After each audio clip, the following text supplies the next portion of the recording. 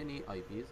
So I start to fill in the destination watch list. So I can have another rule, okay, and this rule is just cross-referencing this watch list to check if the any communication happened. So this rule, actually the original one, has two conditions. If you remember, guys,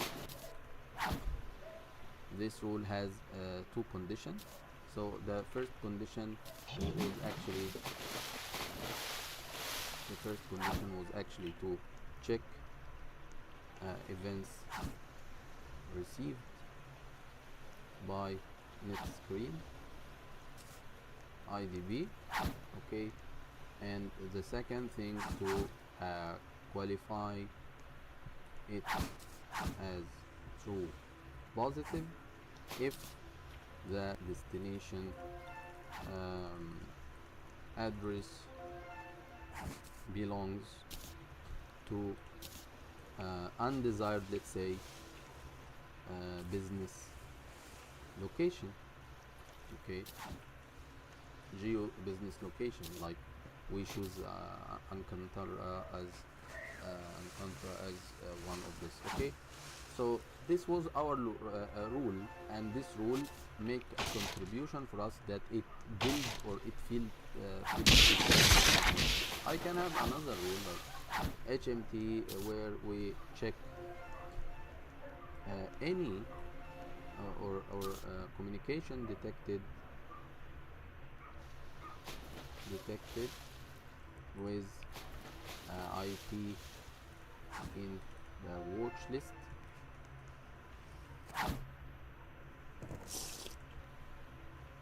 Okay, which could let's say we want to say that this is happening for other IPs. So we can say communication detected with IP destination. This time we don't need to check events received by net screen. We are here just checking the events against the watch list, okay. So regardless, it's coming from the firewall, coming from the IDB, coming from proxy, whatever. So any communication detected with IP in this watch list, we can trigger a rule. So this is a way of, let's say, have nesting. So see the how the watch list was used to make a nested correlation between these two rules, okay. So this rule contributed with this watch list and allowed this rule to make cross correlation. So the watch list is like a temporary variable that, or the reference set is like a temporary variable that you can pass some parameter from one rule to another. This is just a simple thing that maybe this rule is not very efficient, but I just wanted to let you or open the horizon for you guys how to like leverage one rule to another rule, or make nesting rule development. So back, this is one of the things. So you can see here at the source IP, or if we are looking for the example, we are just doing like destination address, I can add to whatever watch list that I create. So we'll talk about this in the reference set. You have also reference data. So you have two types, reference set and reference data, and under the reference data you have multiple things as well. All of this will be explained in the reference set and reference data lesson. Remove, so you can add and you can remove, and execute a custom action. So if you want to execute some custom action on some security device or network device, so like a response to, for example, block IP on a firewall, so you can configure some Python script on your QRadar, it's a system, so you can have the Python installed, and then Python script to trigger or to talk with the let's say Palo Alto API to and pass some parameters like the destination IP. This IP we need to block, so automatically this is happening. So it's kind of incident response that you automating actually the incident response from the QRadar. Actually, this is not the best practice now. Maybe this was like from 10 years. This was the way, or let's say 5 years.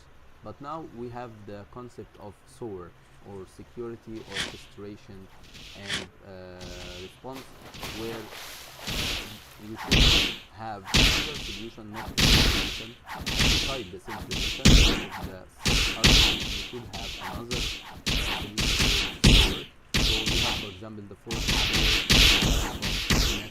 Actually, it was the cyber response and the Fortinet from few years make acquisition for the product. And watch out, guys, for my coming course for FortiSOAR. It's very nice product. It's very powerful, and we have a lesson here in this course about the integration between QRadar and FortiSOAR. The focus may go beyond QRadar, and you may see some options or many things from the FortiSOAR side. It's like an advertisement to my coming course for the FortiSOAR. But the good thing about this lesson, it will be at the end of this course. The good thing about this lesson is that it will give you the idea about the complete picture of incident response. So the same job is still there, and we will not get rid of SIEM at all, but the same function or job should end at the detection. However, the response should be delegated to the FortiSOAR or the SOAR in general. So for IBM, for example, they have Resilient. It's very powerful SOAR solution as well. Okay, and finally coming the response limiter. We already talked about it. So returning back to the rule response, so we need to dispatch an event.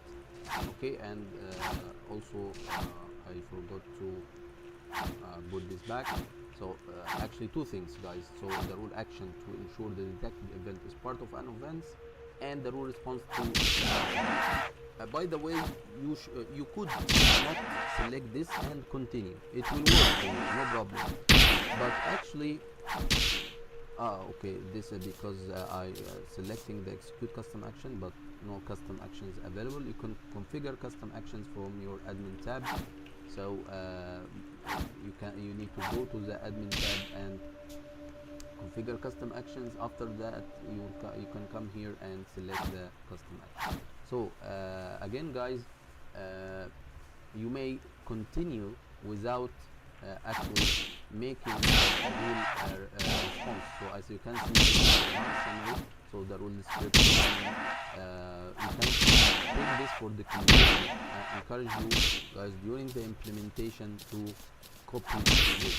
So this you include like in a section of your documentation about what are the rules configured, and you take this copy paste. So this will make your life easier at the end. So start your documentation from day one of your implementation. After even during the installation, take screenshots of the installation. This will help your customer, and the customer will appreciate this work, and at the handover your life will be very easy because the customer will appreciate what, oh my god, all of this effort, and I have everything about the whole journey that you did during the implementation. So as you can see here, the rule description, the rule notes, rule actions, but no rule response. So I always encourage to make a rule response. What will be the difference if you don't make a rule response?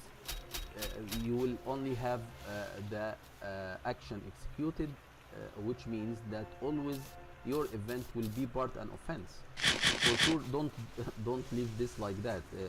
This means that you don't have any rule action actually, and this more or less will be similar to a building block. So you at least you should have this one. So the events or the evidence should be filled inside an existing offense, and also the best practice is to choose this as well for each and every rule. And the reason behind this is to ensure that any offense in your system has a corresponding triggered event or correlation event, not the triggering event. This is the triggering event. This is the detected event.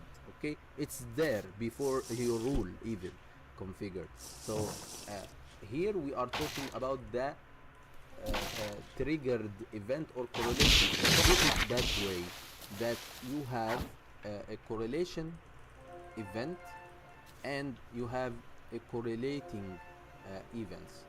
Okay, so again I will use the notepad. So the events coming here, we will let's set the naming convention to be very specific about what we are talking about. So this one we will call it triggering events, or we can I may use the terms interchangeably, or correlating events.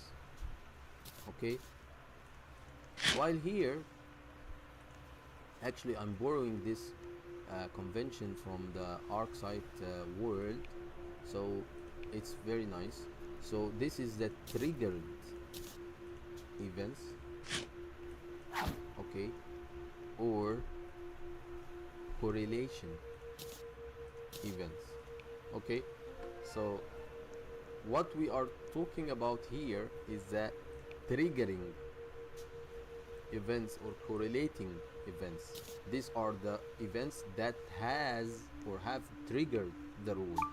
While here we are dispatching new event, we are generating new event, we are triggering new events. So these are the triggered events or the correlation events. The output, let's say this is the input to the rule and this is the output of the rule. Okay, so the reason behind choosing this one, that we want some output, some evidence that there is an offense. Okay, this is important. Yes, it could be filed with another offense that is there, because this is the whole idea about correlating offenses. So if there is no offense, there will be a new offense generated with the name that I will write here, and correlation event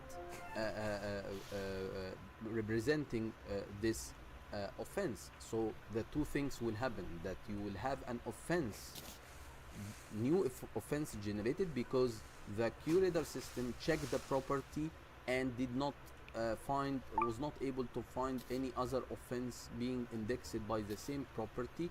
So by the same property value, for sure. I'm not just any offense indexed by destination IP. No, some other offense indexed by destination IP, and the value of the IP is there, is the same like the value of the destination IP in the triggering events here. Okay, so if there is no offense, then new offense will be generated. This is by default. You don't need to tell the rule that you need to generate an offense. The offense will be generated anyway. If you did not select this, or you did not select this, there will be an offense generated. However, these are configurations that you are telling that the triggering events or the correlation events, we need it to be attached to the offense. Okay, and whether it is an existing offense, active offense, or a new offense, and this will tell the system that we need to also generate a new correlation event or triggered events to be generated. Okay, correlation and new correlation events to be generated along with the offense. So I hope it become more clear, and when we have this rule triggered, you will notice, you will understand more what I mean. So here again I will take the same name, okay, of the rule, and I will put here for the offense, but no need to put here the HMT, because this is the resource, this is the name of the resource, and we put this naming convention to organize things, but the offense itself, it's enough to put the name without the naming convention, and you can just also okay. This you put based on your experience about this event. You can increase the severity, decrease the severity. For you, the next screen is very trustworthy, so you can leave it like 10 or with 9 or whatever. The relevance, as we said, the importance of the destination for the business. Actually, here from destination point of view, this is the external IP, but here my relevance will be against the source, because the source is something should be something internal. For the condition so far is not 100% emphasizing the point that this is internal, and I will come to this when I talk about the optimized sequence for the test. So just bear with me about this. Okay, so I choose here whatever the values that fit my use case, and then the high level category for the event, so it's an access denied or whatever you can choose. Okay, so we can put here this is suspected malware, and you can choose, for example, or not malware, actually it will be like exploit, and maybe this one is okay, like miscellaneous exploit. Again, you can annotate this offense or ensure the dispatched event is part of an offense. So again, here this new event you need to add to the offense. So the offense will be the active offense. Assume now we have an existing offense, so this option ensured that the triggering event is part, or the correlation events. I will focus on